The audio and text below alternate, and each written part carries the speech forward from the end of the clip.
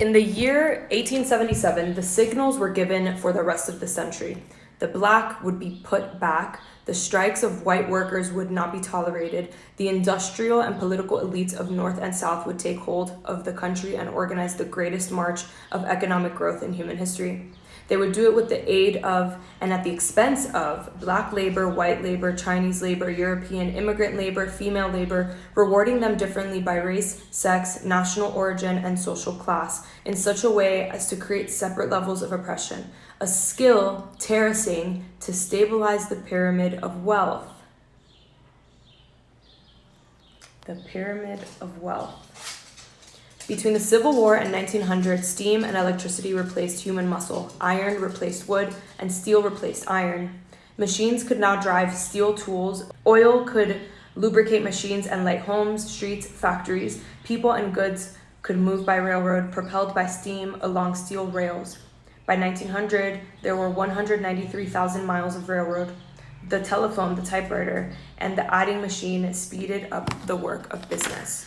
To accomplish this, all required ingenious inventors of new processes and new machines, clever organizers and administrators of the new corporations, a country rich with land and minerals, and a huge supply of human beings to do the backbreaking, unhealthful, and dangerous work. Immigrants would come from Europe and China to make the new labor force. Farmers unable to buy the new machinery or pay the new railroad rates would move to cities. Between 1860 and 1914, New York grew from 850,000 to 4 million.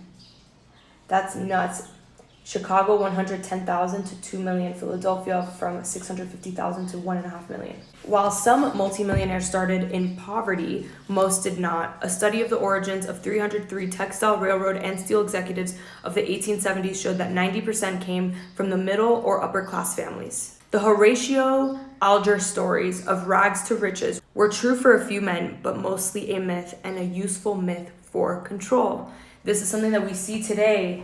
The pull yourself up by the bootstraps bullshit. It's oftentimes used to dismiss the very, very real reality that this society is not structured in a way where the majority of people genuinely can thrive.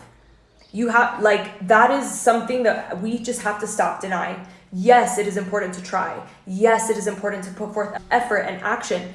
But there are so many people who are doing that and are still not able to really break through the threshold. The first transcontinental railroad was built with blood, sweat, politics, and thievery out of the meeting of the Union Pacific and Central Pacific Railroads.